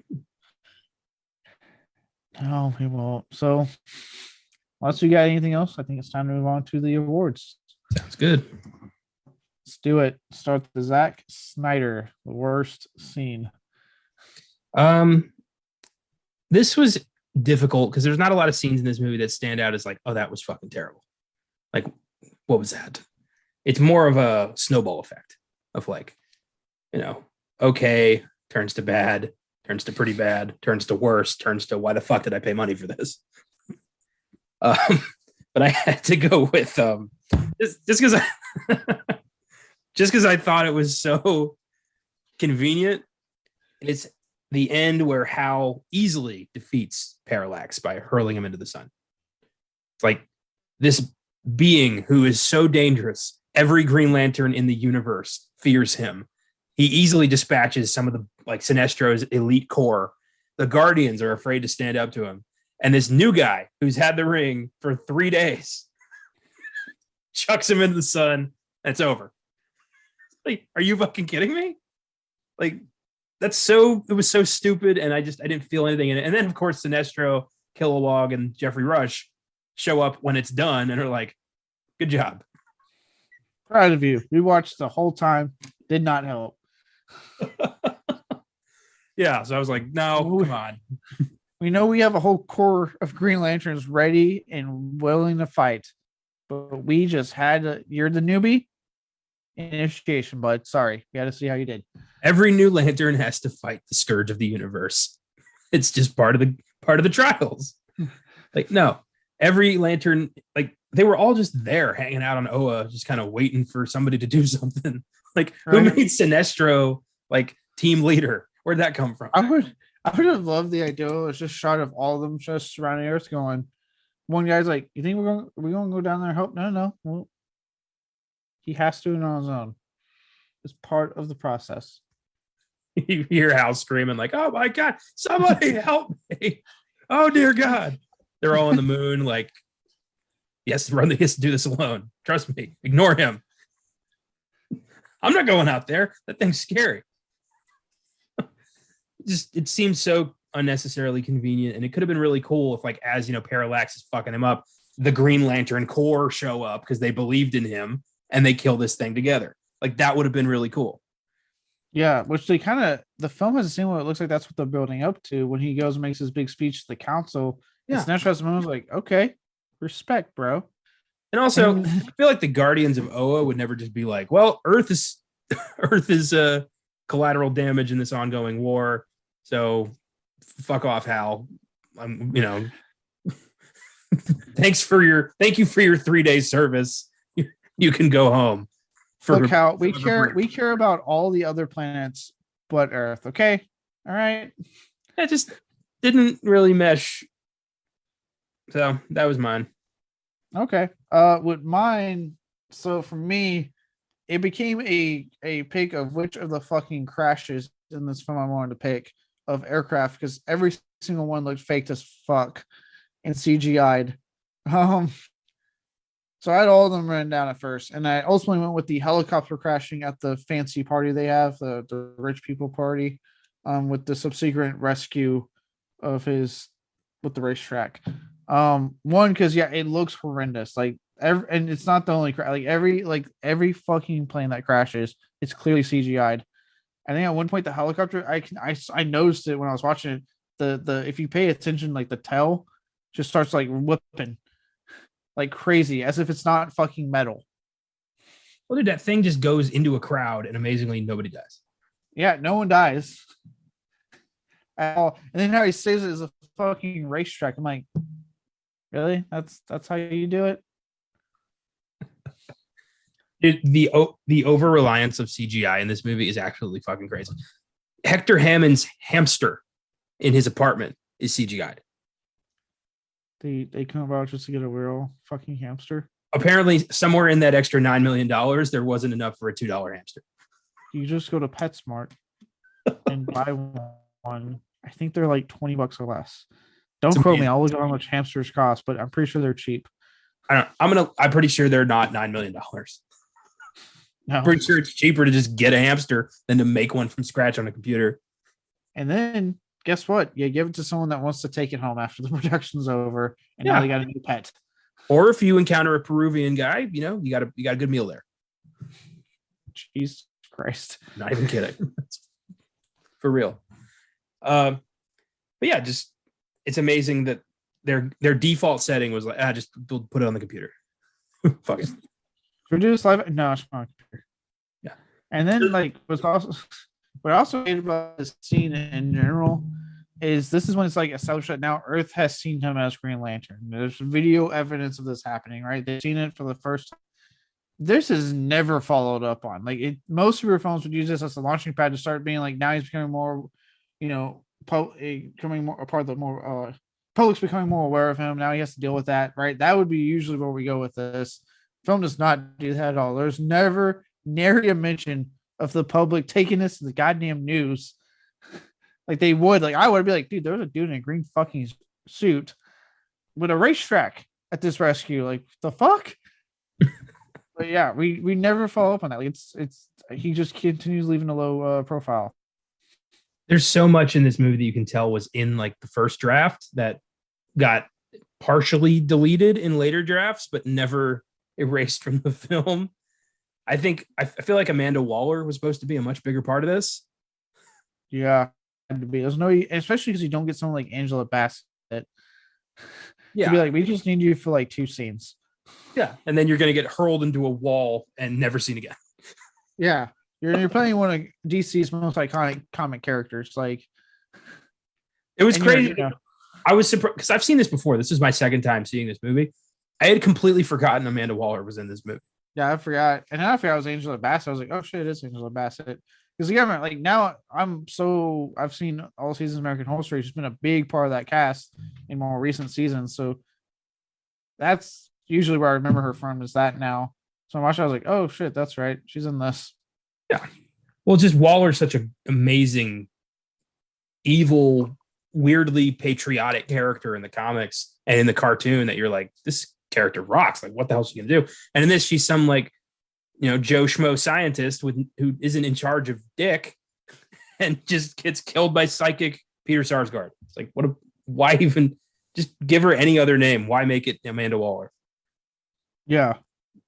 Give it someone like James Gunn who did her completely right in the Suicide Squad. Yeah. And is getting her own spinoff. So yeah, Viola Davis killed it. Yes. With that, now for the the Ed Wood worst line or lines. I only had one here because I didn't think the dialogue was that bad, apart from Ryan Reynolds' random shtick that you can't really escape from. It's like his default setting is like annoying, bro. Look, I'll say this. I remember before, like when Figaro was coming out, I was like, do I really want to watch this and see him do the same thing? Then I watched it and I laughed my ass off. I don't know how, but I'm not tired of it. Like every time I think I'm tired of it, I watch this man and go, God damn it, he's just so goddamn good at it. It's true. I feel like in this case, it just didn't work with the Green Lantern. It doesn't work with the Green Lantern at all. No. And I did think that, I mean, don't get me wrong, those ones I was laughing at. Like the whole like, no, let's get naked and go fly some planes. Like I laughed. But I'm like, it's not Hal Jordan. You know what I mean? Yeah. And he can in a way turn it off. Like I would actually argue that Adam Project, he was able to turn it off at times and give very traumatic moments and let those shine through. You ever seen the movie Selfless from 2015? No, I've heard about it. No, he that's one of the few movies where he has completely turned it off. Like it's a hardcore sci-fi drama thriller thing, and it's really good. Yeah, I think he's able to turn it off. I think what happens with these guys who do a lot of comedic roles, and you see where like actually like big names like Jim Carrey or Adam Sandler and them, they always have trouble going to drama, not because they're bad actors. Usually they're actually, most comedians are really good dramatic actors. People can't accept it. Like people like, and I have someone at work that like she couldn't do Uncut Gems because she only sees Adam Sandler as a comedian. I'm like, I'm sorry, that's on you if you can't see them as an actor. I get it. He has spent his career doing comedies, some very beloved comedies. I get it. Like that's what he does, but like they are actors. They let them fucking experiment and do other shit. Because as far as I'm concerned, if you're going to do that to yourself and limit yourself like that, you're excluding yourself from what was a great fucking performance in Uncut Gems. Uncut Gems fucking rocked. Yeah, that was such a great. You're denying how performance, whether you like the film or not. It's just the fact that was just an outstanding fucking performance from him. Oh my god, he got robbed by the Academy, but I'm glad I think he won the what was it, the Screen Actors Guild? I think so. Yeah. And I saw the Hustle. Maybe it was the Independent Spirit Awards. Maybe. And I saw the trailer for that film Hustle. Looks like he's going for it again. Like he's being complete fucking serious in that one too. I'm like, damn, he must really be trying right now. Well, he admitted like he said that like, he keeps doing these shitty comedies so he can go take his friends to like Fiji and just have a vacation for a little bit. Like, I get it. If I had that kind of money, I'd do the same thing. And you know what? They keep making money. People bitch about them. I'm like, the fact that he's so able to make them says that they are so fucking successes. So,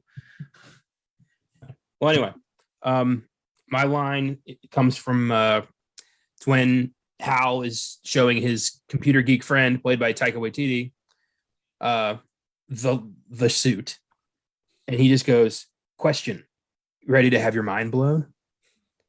Like, ugh.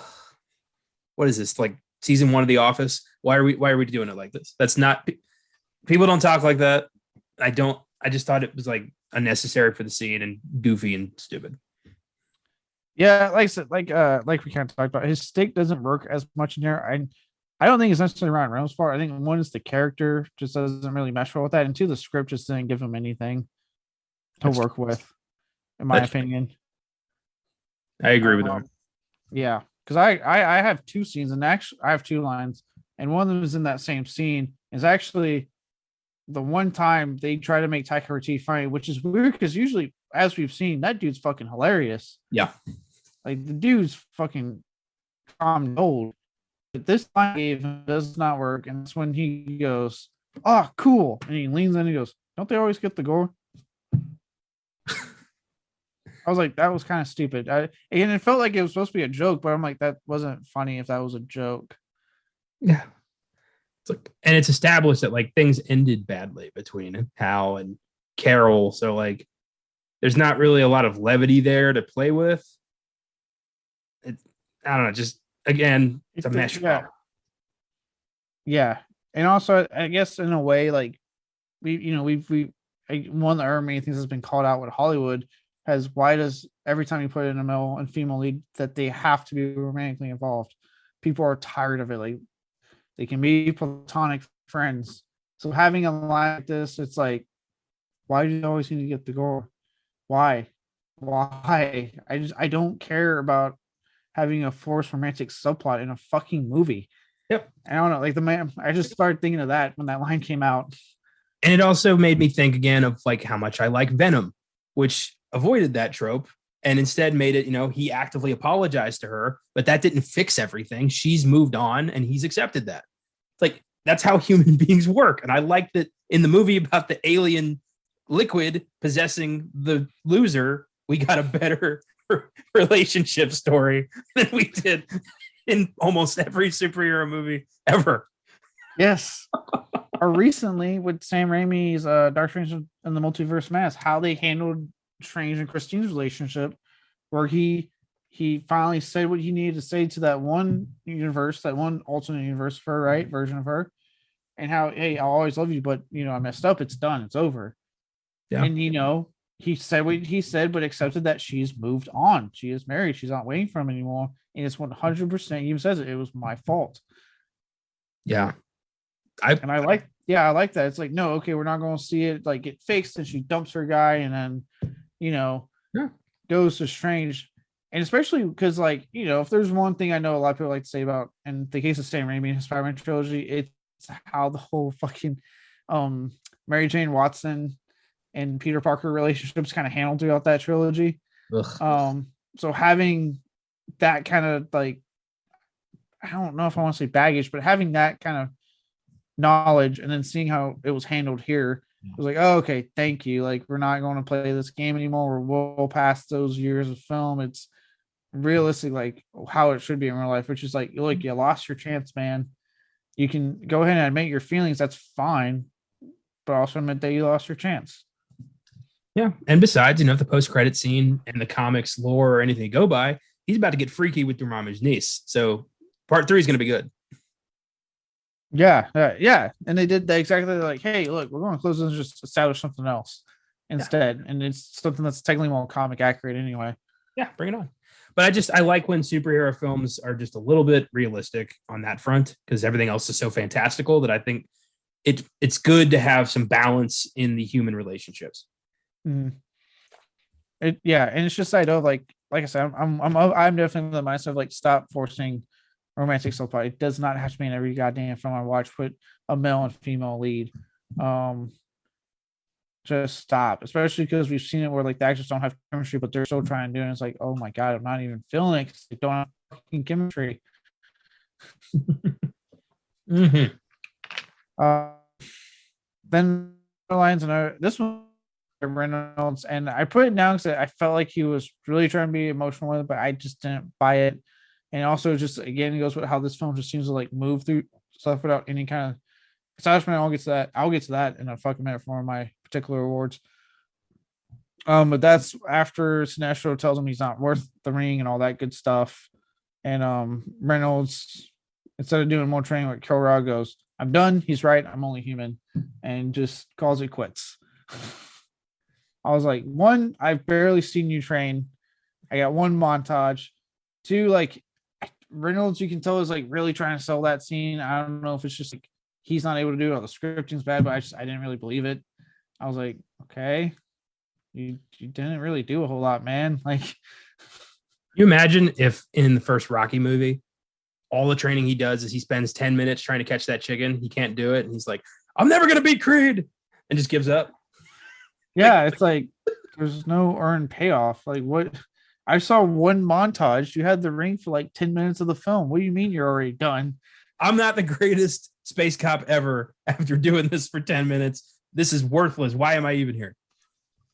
Yeah. It's like, yeah, and I'd be pissed if I was Sinestro and be like, this dude's not even trying. yeah. And then knowing that they commit to it, there's like for the next like 30 something minutes of the film, it's him just not doing any Green Lantern. He's just like, nope, I committed to what I said. I'm like, the fuck is this? I was like, we're an hour into the film. Fuck you. I'm surprised like the Corps didn't send anyone to check on him. Like, dude, Hal, you've been chosen. Like, we need you to do this, or at least give it back. Like, yeah, like you can't just like we never got that. It was just like, I guess I'll keep going, and then he just like, once Parallax shows up, he's like, oh yeah, I forgot I took an oath. I better go do that. Yeah, it's weird line dialogue that leads to a really just weird character arc. It is, yeah, it's so odd. Good picks. Yeah. And with that said, like you, it was also hard because for the most part, like the dialogue wasn't terrible in this film. Somehow they got good dialogue out of a film that they clearly didn't have an idea on what to do with the script. But now for our Steven Seagal, I'm very curious what you have because this was an interesting pick for me. I know, but yeah, our worst performance. What do you got? I'm not really going to be breaking new ground here. I did go with Ryan Reynolds. And it's not the performance so much as it's just a blatant miscast. And he's just not Hal Jordan. This is if Wade Wilson somehow found a Green Lantern ring. It's just, I would watch that in a heartbeat. I would too. Absolutely. But it just doesn't vibe. I think that they went more for star power than they did with character here. And I get it. They had to sell this somehow. But yeah, I don't like him as Hal Jordan. I think he completely misread the character. Very close second was Blake Lively, who I just don't think is a good actress in the first place. I don't like her. I got no beef with her personally, but I think she's a shit actor. The only film I ever really liked her in was the Shallows. True. She did. Yeah, that wasn't bad. But I remember the Sharks more than I remember her. Yeah, what's funny? Like, look, so I'm gonna say this right now. I'm not saying she's ugly. I do think she's a pretty lady, but I have never been on like the fucking like hard on like obsessive like fucking dudes. I've been hearing like how people have been like raving about her. I've never been on that bandwagon. I've always been like, yeah, she's good looking, but she's not like one of my favorites. Like, I get why Ryan Reynolds fucking fell for her. I totally understand it. He's hotter. Yeah, he is. I thought Mark Strong was a great pick for Sinestro, but we didn't really get anything to see from him. And we never, and because they did such a bad job, we didn't get the promised sequel. We would have seen him go full bad, which probably would have been great. Yeah. Green Lantern versus Sinestro. It's Superman and Lex Luthor, Batman and the Joker. Like that's his arch enemy. I want to see that.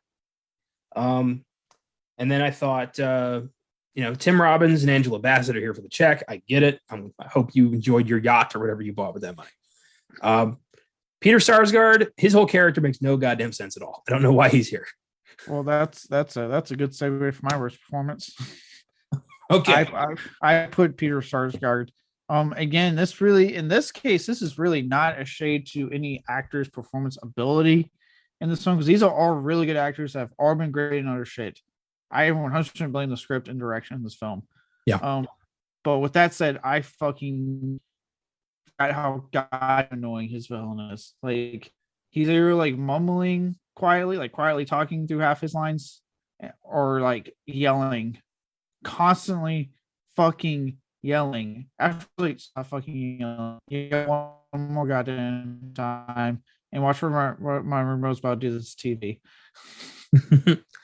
He's And basically just like he's a psychic and then, incel.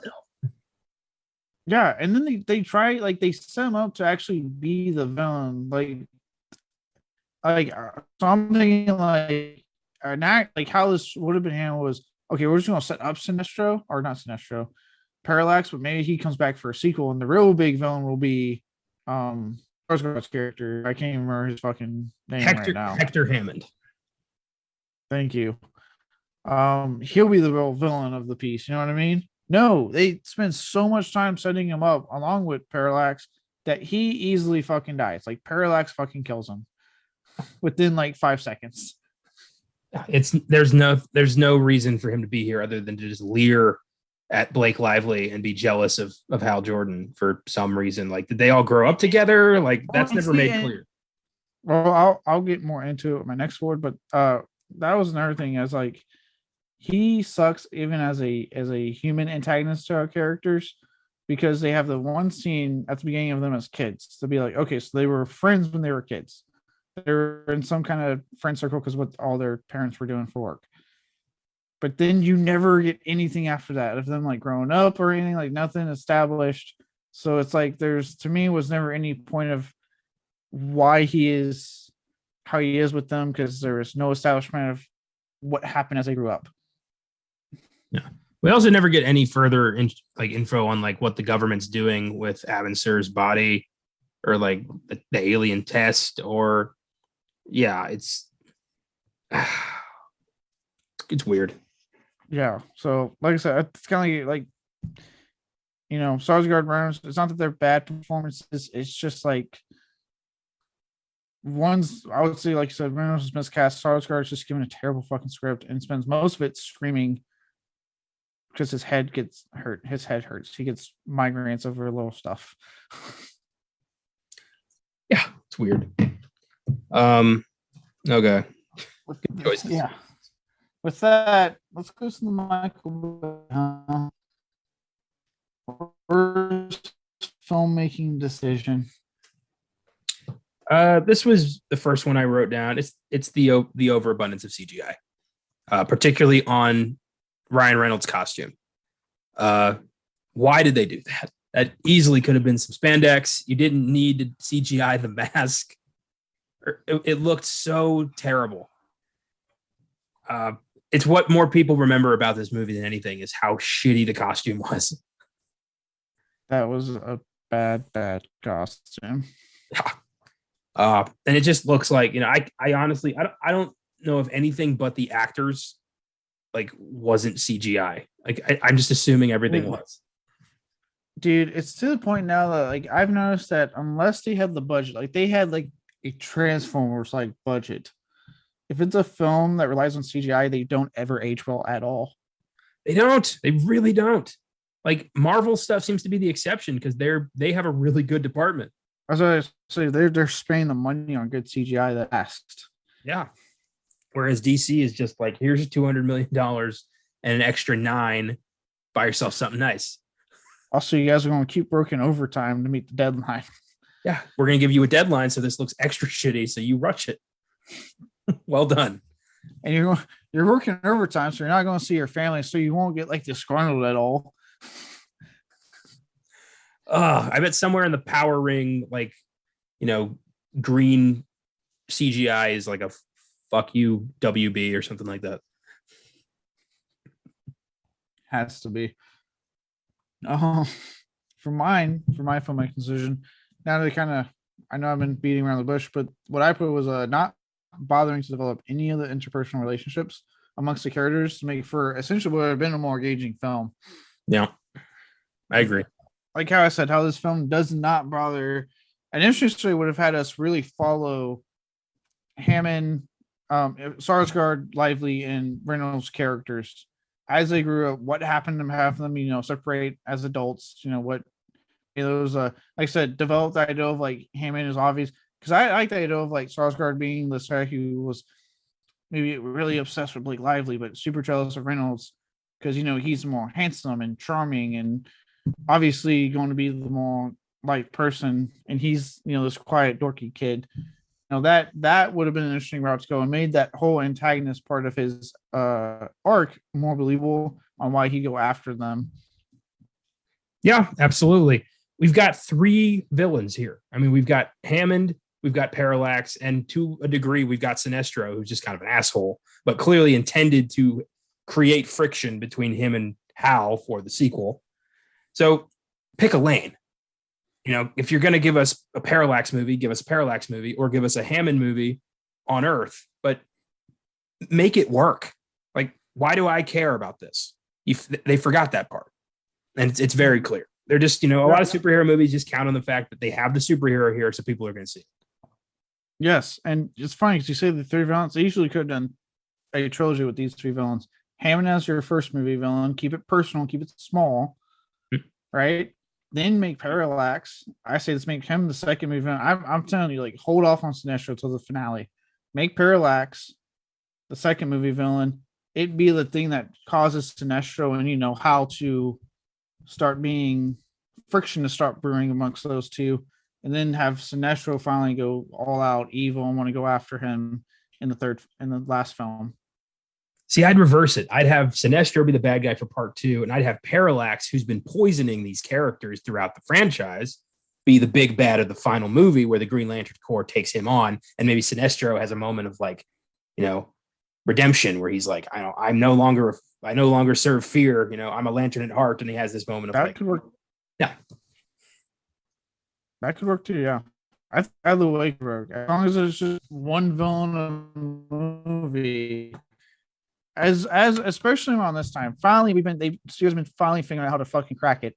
But at this time, it was like not ever a good idea. I never got excited when they were like, "Yeah, we're having more than one villain." I was like, "Oh shit!" There's more characters for you to fuck up.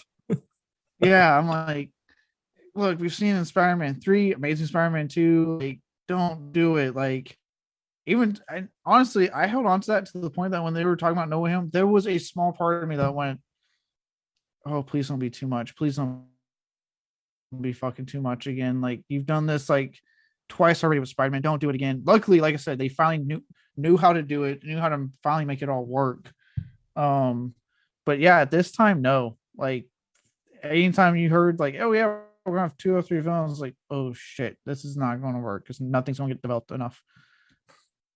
Yeah, and here we are with our one Green Lantern movie that nobody remembers.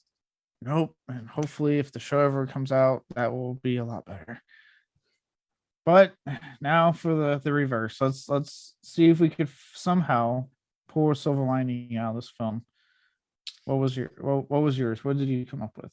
I had to get creative because there's not a lot to endear yourself to with this one. It's pretty much just kind of, a generic list of superhero tropes that are shoved together and duct taped with Ryan Reynolds' signature wit. So I had to get creative. I'm like, you know what? If this movie bombs, there's a very good chance we don't get Deadpool. I mean, if this movie doesn't bomb, like if this is a success, then Ryan Reynolds maybe continues the Green Lantern franchise. Deadpool falls to the wayside. We don't get that.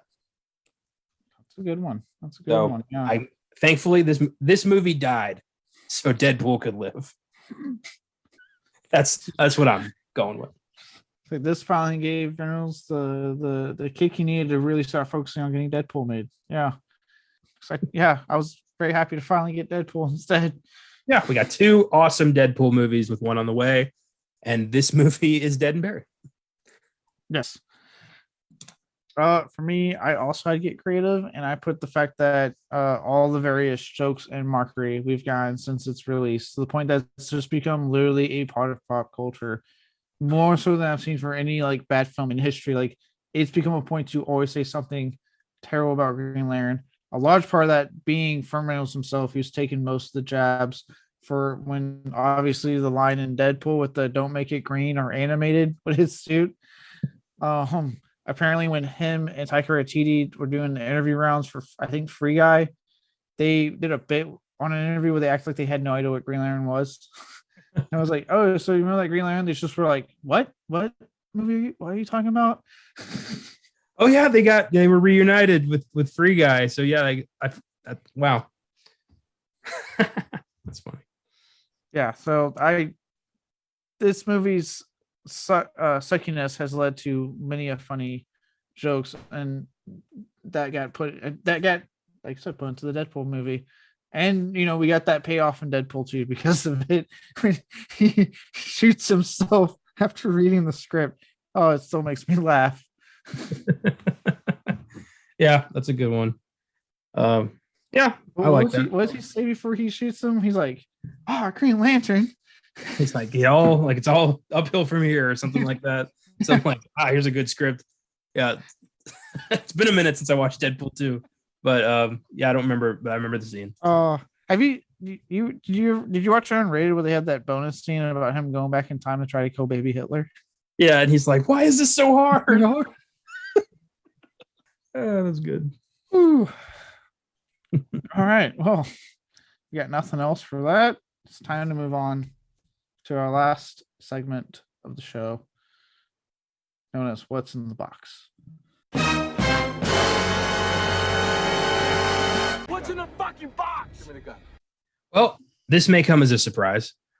Of all the films we've covered thus far on this show, this film, Green Lantern, has the lowest score so far, 1.7 out of 5 stars, which is, this is bad, but it's nowhere near, like, to me, the bar's been set with Freddy Got Fingered.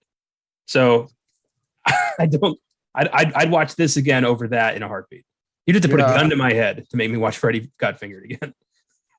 And even then, I might just think, just do it. Yeah, I might be like, just end it. I don't want to watch that again. Just pull the trigger. If I hear the backwards man one more time, I'm going to kill you. Anyway, man. I have 4 funny reviews for you here. A lot of them were negative. Like, there were a few that were like, "Fuck you, this is great," but most of the time it was just like, ugh. I would love if like the people that were saying "fuck you," it's great, got silenced. You never heard from them again. I have a theme here for the first time. All 4 of these reviews involve distractedly doing anything else while this movie's on because they can't stay focused. Number 1, this is from Kate. Just watched 4 documentaries in a row about international war crimes, and yet watching this was a way more depressing experience. Half a star. Jesus Christ. Ouch. Wow. Speaking of documentaries, the found footage one on Shutter comes out tomorrow. Nice. I'll try to watch it. Hopefully I have time myself. We'll see. Next one's from Ronis V. I watched this in 7th grade and I was crying because I was really hungry and didn't bring money to buy food. Also, if you asked me if I like this movie or say what it's about, honestly, I could not tell you for the life of me. Half a star. I love that there were so many of these that were like, I did this and this happened, and also Green Lantern was on. I happened to be playing. I had no control. This is from Travis. I got absolutely trashed in the movie theater sharing a 24-pack of beer with my bud that we snuck in when we saw this. Theater was entirely empty except for us. Memory of this movie is empty too. Half a star. Jesus. How did you get a whole 24-pack? How shady is your theater you're going to? I am wondering, like, how did you, like, it's not like you can fit that in your pants. Like, how'd that happen? That is a shady theater. I don't know if I want to be at that theater. I guess this was, back when you could bring a duffel bag into a theater and nobody batted an eye. Maybe. And this one's my favorite. This is from Aaron King. I saw this at a dollar theater when it came out. About halfway through the movie, I hear some strange noises behind me, and about 3 rows behind me, there were some high school kids hardcore making out. It was hard to tell where one ended and the other began. I hoped that it was all that I would be witness to that day and kept my focus on the movie. When the movie was over and I hightailed it out of there so they wouldn't see me and I wouldn't have to lock eyes with them. We were the only 3 people in the theater. I even missed the after credits scene. The movie wasn't very good, but it ended up being a bust, yet brought Ryan Reynolds and Blake Lively together. Maybe those lovebirds in the theater too. Here's to you, you crazy kids. 1.5 star. I love that I was able to get a theme. Like I want to put so much more focus on what was happening around them. Like there's these two kids making out. I don't want to be awkward about it. I love that this guy's like, I often think about them. I don't think about the movie that much, but I often reflect, like, I hope they made it. I hope this film brought love into their lives. Oh yeah. So that's what's in the box. Interesting one this time. 1.7. That's the score to beat. We'll see if we can beat it. And I know I can say this much. I did not put very many well-known bad films for the most part in the second half of the year, except for October. I have to get festive for October anyway, so. And a particular film for Christmas that you guys will find out when we get closer to it. Well, if that's all that's in the box, it's time to wrap it up. For everybody what's going on next week, you can follow us on Facebook, Twitter, and Instagram under Productions. If you want to shoot us a recommendation, feel free to email us at filmgazm@gmail.com. If you'd like to donate and support us in that way, anyway, you can find us on Anchor. And also we have a site, filmgazm.com, for reviews, shows, articles, and all of our episodes. Next week, we'll be honoring Tom Cruise and the release of the new Top Gun the only way that seems right by me, by taking a look at Cocktail. Cocktail. Very interesting. Cocktail. On Filmgazm, we'll be talking about a film which has stayed with me since childhood, thanks to one traumatizing scene. Eyzaguirre, something I've been waiting to talk about. Someone really, really held it out on the schedule. You're lucky you're getting it at all with that act. On Oscar Sunday, they will be talking about the Alex Garland film that kind of put him on the map, I would say, big time, with Ex Machina. Not saying he wasn't doing anything, but that really seemed to really fucking launch him in the writer-director field big time. As a director, yes, I'll give you that. Yeah, he's become much more of a well-known name since that came out. And finally, on Sneak Preview, we'll be keeping that Garland hype going with the release of his latest, Men, a film that is getting, from what I've seen, rave reviews from critics, groans from guys who are trying to pull out the woke justice card, social justice warrior card. There we go. But you know what? If you've seen his other two films, Ex Machina and Annihilation, you'll get an idea of what he's doing with this. And that it's a folk horror film anyway. And maybe just wait for the goddamn film to come out and see it for yourself. Yeah, good idea. Yeah. But until then, if you find out a cloud villain is about to destroy Earth, you better get that ring on and rise up to the occasion. See you next week on Beyond the Bad.